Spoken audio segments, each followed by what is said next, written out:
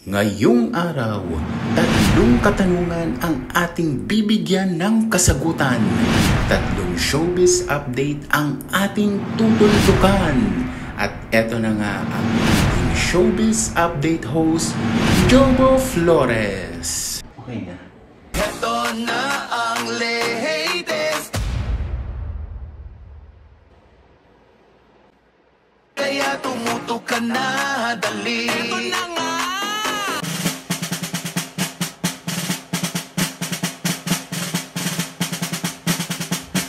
Eto na ang mga marites, kaya i-chika mo na, dali. Welcome back to my channel. Again, my name is Jobo and I am your showbiz correspondent. At dumiretso na nga tayo sa ating mga nagbabagang showbiz update for today's video. Doon nga sa ating previous video, nag-comment si Ma'am Mabel Sales tungkol sa itsura ni Kai.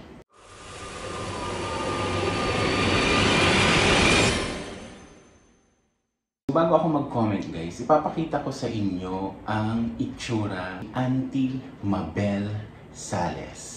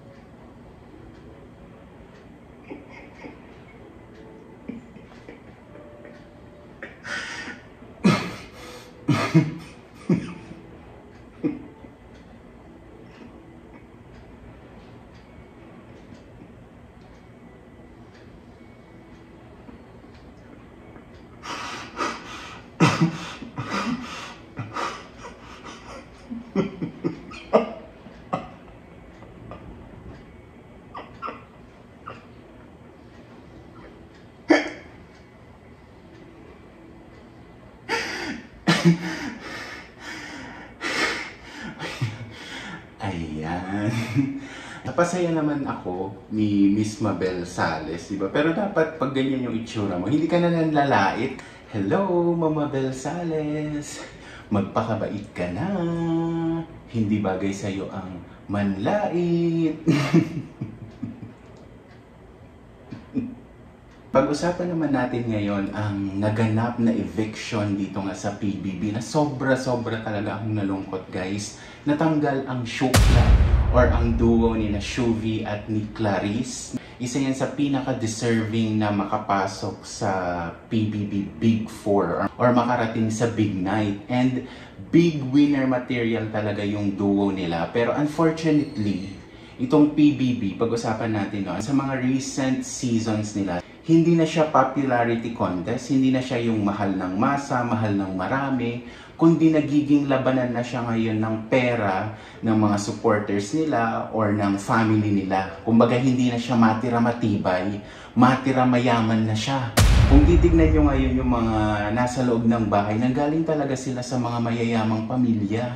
Ang hindi na lang ata ganoon kayaman doon ay sina Charlie at saka si Esnir or Mika. Hindi naman ata mayaman si Mika. So, majority, super majority ng nasa loob ng bahay ni Kuya ngayon ay may kaya na yung family nila. Sana ibalik sa dati yung voting system ng PBB, yung mga panahon ni na Nene, panahon ni na Maymay, panahon ni na Kim Chu, kung saan makakaboto ka lang 1 vote per day per SIM. Dahil sa only voting, no, sa Maya app pa, diretso galing sa bangko, magboboto sila. So kung sino talaga yung may maraming pera, yun yung nananalo. Pwede siyang desisyonan no, ng isang taong mayaman, maglagay lang siya dyan ng milyon na boto. O ano namang laban ngayon ng sabihin na nating libo-libong taga-suporta ng isang housemate.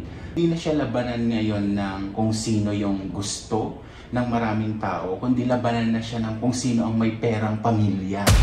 Yan, labanan na siya ng kung sino ang ano talaga, rich kid, ganyan. Sino ang may sponsor, which is nagre-result sa hindi gaanong kamahal ng mga tao na big winner. Ayan, papangalanan ko ha, sino ba yung mga recent big winners? Like sina Angie, si Fiang, ayan, basic example yan, si Fiang. Ang dami-dami niyang boto kasi galing siya sa mayamang pamilya, pero hindi siya mahal ng maraming tao, hindi siya kinakagat ng masa kasi money contest na nga siya, money contest na parang gone are the days na nakakapag-produce ng mga big winners na tinatanggap at kinakagat talaga ng masa. Just like Kim Chiu, Melay, Maymay, wala na yun, no? Itong produce nila na huli, si Fiang Smith, hindi niya mapuno ang New Premier Theater. Napaka-desperate move nga kahapon ng ABS-CBN ng mga producer ng concert niya na pagbentahin na siya ng ticket. Yes, pinagbibenta na siya ng ticket, pinapunta na siya doon sa booth ng SM para magbenta ng ticket. Kasi nga, ang araw na lang ang natitira, nasa 1,200 tickets pa ang hindi nagbibenta. Desperada talaga itong grupo ni Fiang na mabenta yung tickets nila kasi 1,200 tickets pa ang hindi nagbibenta out of 2,300 seating capacity sa New Premier Theater. So, ang dami pang hindi nabibentang ticket, pero pinaupo na nila si Fiang, di ba? Nilagay na nila doon mismo yung performer. Di ba? Napaka-desperate move na ng ginawa nila. Pinagbenta na nila si Fiang ng ticket. In-announce na nila sa mga social media nila. In-announce na ni Fiang na mag-uupo siya doon para magbenta ng ticket niya. Kasi nga walang bumibili. Pero you know what? Hindi pa rin ubos.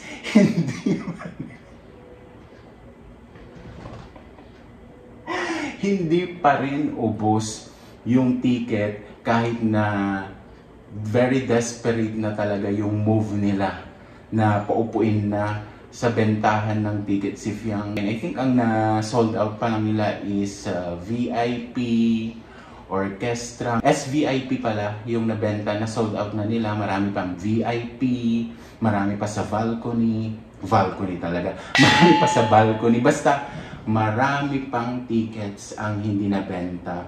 Yun yung nakakalungkot sa sistema ngayon ng PBB.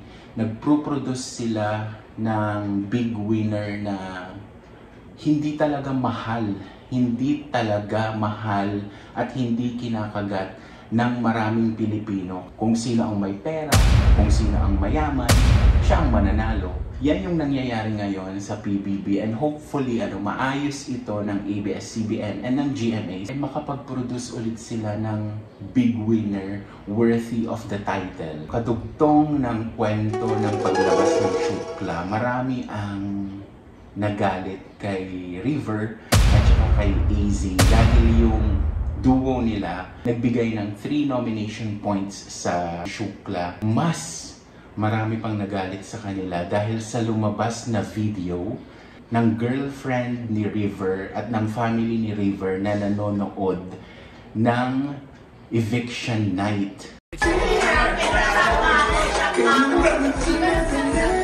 Why they crying?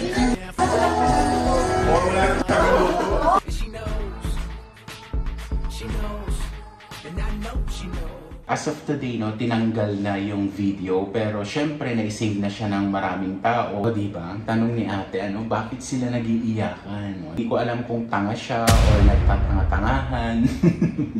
And yung pagkasabi ng natanggal kasi yung Tagaluto, di ba parang mata pobre? Parang mata pobre talaga yung pagkakabanggit na natanggal kasi yung Tagaluto nila. So yun lang yung tingin ng pamilya ni River kay Klang na kaya nalulungkot yung mga housemates sa pagkatanggal niya is dahil wala silang Tagaluto. Di ba napaka mata pobre? Siguro hindi sila aware kasi syempre mayaman sila. Di ba ganun naman hindi tayo aware minsan sa ugali natin? Ang tingin nila kay Klang ay Tagaluto. Wala sa isip nila na kaya nalulungkot ang mga housemate dahil natanggal yung kaibigan nila. Na kaya nalulungkot yung mga housemate ay natanggal yung itinuturing nilang nanay sa loob ng bahay ni Kuya. na kaya nalulungkot sila dahil natanggal yung isang housemate na pinaglalaban yung pangarap niya. Kumbaga, tone deaf. Diba? Hindi nila magets yung mga ganoong bagay kasi nga mayaman sila. Diba? Wala sila sa realidad natin. Kumbaga, iba yung realidad nila sa realidad natin. So, that is why, kung titignan ko yung sinasabi nila, matapobre talaga. Which is matapobre talaga. Matapobre! Nagtapos na nating sagutin ang 3 showbiz katanungan. Magkita-kita ulit tayo sa susunod na episode ng Jobo Flores Showbiz Update. May title talaga, Jobo Flores Showbiz Update, diba? Hindi halatang ginaya sa OG Diaz Showbiz Update. Basta so, yun lang. Bye-bye! Like, share, subscribe, and ma-bell. Huwag nang manlait, hindi ka maganda.